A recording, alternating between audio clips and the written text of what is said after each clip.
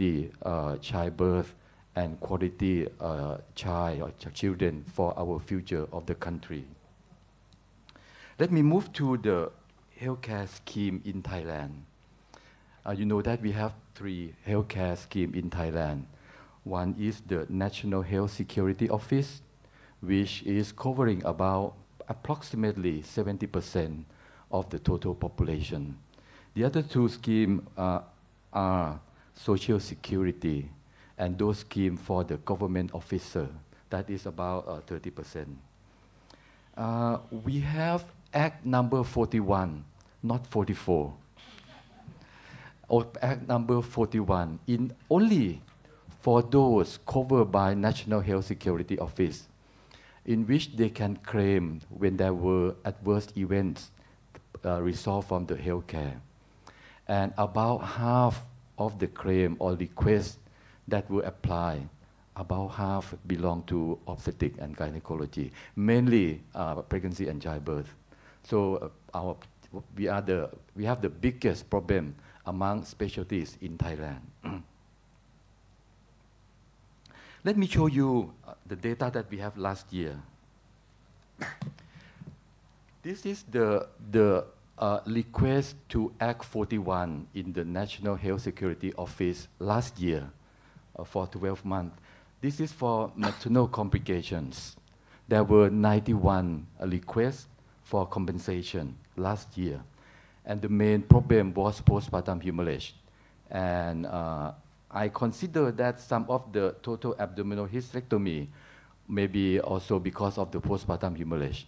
But this is what that they assign the cause of the. Most of the requests were compensated.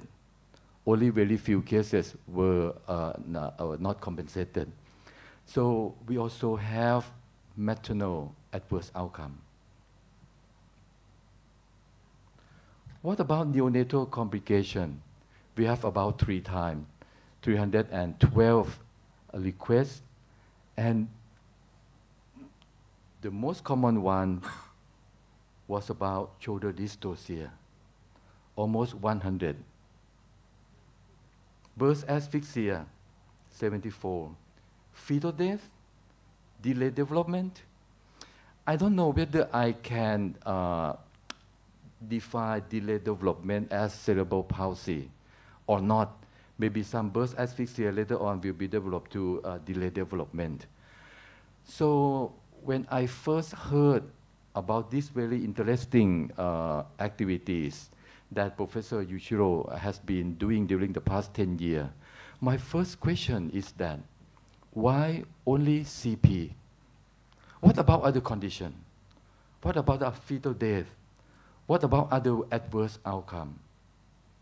I think we should have a system that can cover most, if not all, of these adverse events that result from pregnancy and childbirth.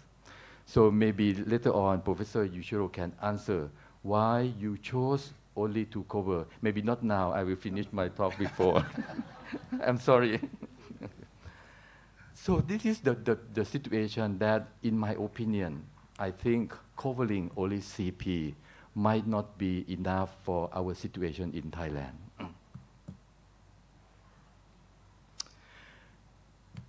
For the National Health Security Office, we have the system in every province. And the request for compensation start at that level. And if the issue is settled, then it's over. But if the patient or their relative did not satisfy with the decision of the committee at the provincial level, they can appeal for the higher level at the Central National Health Security Office. I don't know whether it is fortunately or unfortunately that I am currently the chair of that committee that look after obstetric and gynecology and also pediatrics for National Health Security Office, in which, again, about half of this appeal situation belong to OBGYN. I'm very interested in the investigation and improvement system that you also do together with this initiative or this intervention. We also have this type of investigation, but until now, I believe only for death case, not covering morbidity case, but in some region, for example, my region, we are also covering what we call near miss, either maternal or neonatal. I think that will be better so that we can learn more and we can prevent more in the future. So we are having some form of investigation and feedback and prevention in the future, although not very effective and very comprehensive. This Act number 41 cover only for people belong to National Health Security Office, which I mentioned before that it is about 70%. The other 30% are not covered by this compensation. I heard that the government tried to unify this three schemes, but until now it has not been successful yet. The major issue that Dr. Supachai and some of us are considering, I'm very much interested in implementing your experience here in Thailand. But maybe, as I mentioned earlier, to cover more issue than cerebral palsy. But the issue that we have to discuss and decide more is about the financial. Who will pay for this insurance? We have to discuss. At least we have some form of Act 41 that we have some money for this. But that is another issue that we have to discuss further. I will stop here, Dr. Supachai, so that the floor can have more discussion. Or maybe Professor Yuichiro want to respond to my question. Why only CP? Why only CP, and who pay the insurance premium? The government, right? Yes. How the government said about that? So the first question is about the eligibility of our compensation system limited to CP.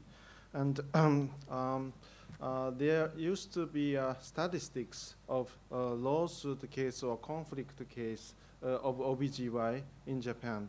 It's kind of a scientific paper. It says that most common lawsuit or conflict case is related to CP. And I presented that the financial burden of insurance premium is substantially paid by public insurance payer, but the financial state of public insurance payer is not very good in nowadays in Japan. So to be honest, they don't want to pay any money, but the government and the JQ persuaded them to pay some money. So we and the Scientific Society of Obstetricians had to limit the criteria to the least one. So the Scientific Society took up the CP as the first target of this system. So they are planning to expand this system to cover neonatal death or maternal death. But actually, as of now, it is not probable due to the financial strain. Yes. So no policy to expand to other conditions. I mean, not only OBGYN. Well, yeah, actually, as of now, we have no plan to expand to cover other medical specialties. And what I can say is that Japanese obstetrician was very, very enthusiastic for establishing this system. But other medical professionals are not very enthusiastic for to expand this system. I used to be a surgeon of gastrointestinal tract, and I am a member of a committee of Japanese Surgical Association on patient safety. And I made a presentation on this system once or twice. But in that committee, all of them are really interested in the system. But there was not no movement followed after that. So that's the point. Interest but no action. Well, Right. it's the floor is invited to give any comment or talk or question. Please try to be shorter at your question, please. Dr. Jit. Well, I think the system is interesting. Whether or not you can cover other area is another matter. The system is interesting in that a third party review and investigate the whole thing. All right, so it means that the patient or the relative can be assured of a non-biased system, Right. and that is one of the reasons why the lawsuit, the lawsuit from this condition come down. I think this element have to be highlighted, because any system, if the people who are involved in involved in the review, for example, I did the procedure and I review it, then it is not going to be a fair system, because I cut the cake and I choose the bigger piece to eat, and then you have the small piece, then it's not. So I think the beauty of the system, the beauty of the principle is that it is reviewed by a third party. And I think this have to be expanded to other area. For me, I think it is justified to do it for CP, because CP incur a very long-term care after birth. It is a whole life event. Yes, if you yes. have a relative with CP, you have to take care of the child all the time. The brain may be good, but the physical function is not good, and so on and so on. It's not like other conditions who that incur instant death or mortality or other things. So that's something, some factor to consider. I think the question that I like to ask is whether or not all facilities enroll in the system, and whether or not it is private or government, or it is by choice, or it is compulsory. I think this is very important, because if it is compulsory, both the public and private, the public have to have a great share in the money, because the delivery of care, if it is not the private hospitals are the choice, not a compulsory system to provide care. All right, if the public, it is a compulsory system to provide care. If you don't provide care as if I am a member, a citizen of your country, if you don't provide care, so where I can go to, right? So if it is more of a public, then I think the funds perhaps may come from the public, and a third party of review with no bias, I think is important. So I think this issue and the longevity of the care and the fund, where should it come from, depends on how we think about the system. Okay. Thank you, Professor Jit. Other? Yes, Dr. Karun, Professor Karun. No. General Just Karun, Dr. okay, Karun. Air Force General Karun. He's going to be the next president of the OBGYN of Thailand. Okay. Okay, I have two questions for Professor Yushiro. Just to make us more understanding about Okay. the delivery system in Japan. Do you have the midwife delivery system in Japan? Because in Thailand, we have the midwives that are allowed to deliver the babies too. And 70% of the delivery in Thailand are done by the midwife. As Professor Pisek said, that we have 700,000 deliveries a year. So if something happened during the delivery of that performed by the midwives, we obstetrician in charge have to to responsible for that too.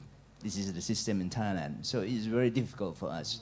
And we have only 3,000 obstetricians, right? Less than that. Less than that.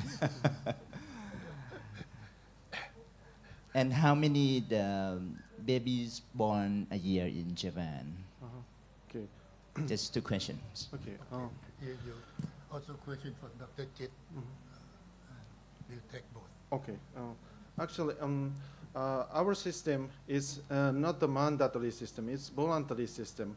As I told you, that there is no legal background, legal backing of this system. However, in historical view, the Japanese obstetricians was very, very enthusiastic for the launch of this system. So they united very firmly to support this system. So we achieved 99.9% of registration in our system. And we Both public and yes, both public and private. And actually, in Japan, most of the medical institutions are private. We have a small number of maybe 20% or something like that of public medical institutions. But they share the same idea, or they share the same value. The medicine is for the public. Medicine is public mission. In order to answer the next questions, and we also have midwives, and midwives can run their own facilities. We have more than 3,000 childbirth facilities, and other than that, there are 400 midwives facilities. It is called birth center, but it carries only 1% of childbirth in Japan. And every year we see nearly not 1 million, 10 million, 1 million childbirth. 1 million. Nearly 1 million childbirth in Japan. The figure is decreasing and shrinking year by year. Only 1% is carried by midwives birth center. Yes. thank you. Any more comment? Kap, Yeah. Priyan and cheese for the patient Yeah. size. Patient side. ขอบพระคุณดร.ชินนะคะที่กับรัฐบาลญี่ปุ่นที่ท่านได้ให้สิ่งที่ดีกับคนไข้นะคะแต่ว่าดิฉันก็คาดหวังว่าในอนาคตที่ประเทศญี่ปุ่นจะมีระบบที่ครอบคลุมคนไข้แต่ว่าที่ประเทศญี่ปุ่นอาจจะมีสวัสดิการด้านอื่นๆที่ดีกว่าประเทศเราเพราะว่าเก็บภาษีแพงกว่านะคะบ้านเราเนี่ยค่อนข้างลำบากคือเวลาเสียหายแล้วเนี่ยก็แม่ก็จะต้องออกจากงานคนหนึ่งมาเลี้ยงเด็กแล้วมันจะมีปัญหาตามมาก็คือครอบครัวแตกแยกซึ่งตรงนี้เนี่ยประชาชนเราเนี่ยจริงๆแล้วเราไม่ได้อยากฟ้องหมอเลยนะคะแม้แต่คนเดียวเราขอบพระคุณราชวิไลสูตินรีแพทย์นะคะแล้วก็การจัดประชุมครั้งนี้เนี่ยที่เชิญทางประเทศญี่ปุ่นมาเป็นตัวอย่างและดิฉันก็คาดหวังว่าจะมีสิ่งดีๆอย่างนี้เกิดขึ้นในประเทศไทยในเร็ววันค่ะดิฉันคงไม่มีคำถามใดๆนะคะแต่ว่าขอบพระคุณดร.ชินนะคะขอบพระคุณทุกๆท่านในห้องนี้ที่พยายามจะผลักดันสิ่งที่ดีๆเกิดขึ้นในประเทศไทยขอบคุณค่ะก็ขอบคุณคุณปิยวัฒน์ครับคุณปิยนันท์ครับ ไปนั่งใกล้ๆกันหน้าตาจะเหมือนกันนะมั้ง Okay, let me make some comment. And basically, we have a social welfare system in Japan run by the government. And if a person is disabled, government pays money. But it is not very much. So people say it's not enough. And if the case is malpractice, the malpractice liability insurance pay money to the patient. But we still have some area which is unclear whether malpractice is or not. So we introduced our no-fault, regardless of malpractice or not, compensation system to the limited area, which is CP. So, as I told you, that Japanese government has paid some money for disabled, so they are not very satisfied with that amount of money, but they are satisfied with it to some extent. So they don't suit all the cases to the court. But maybe we still have some more compensation, making use of the idea of no-fault compensation or not, or something like that, to disable the person, including CP. So it deserves to, further discussion to expand the system. Okay, thank you. That's my comment. Tony, please. Tony. Where is Tony? Right over there. Experience from Canada. From Canada. Please forgive me for asking the question, but You please go to Please the get closer to the take microphone, please. this is a very, very interested program, and you were quite good at explaining the purpose of the program, and also you explained the many indicators that you have to gather the information. The question is, what are the benefits of the program for the individual patient or caregiver, and how is that communicated to the patient or the caregiver? Secondly, how well is the system working, and what process do you use to measure its success? And thirdly, related to the lawsuits, how many of the lawsuits are self-inflicted and could have been prevented? Enough? Okay. Okay, thank you, Tony. Okay, regarding communication, we published a report, investigational report, both to childbirth facilities and guardians, and we facilitated them to have communication based on that investigational report. But that's our strategy. But now, as of now, not all of them are doing the communication. But we. At least we were successful in facilitating them to share the common idea of what happened and how is evaluated in individual case by looking into our investigational report. And what is that? What is the second question? Process. I'm sorry, I lost the second question. And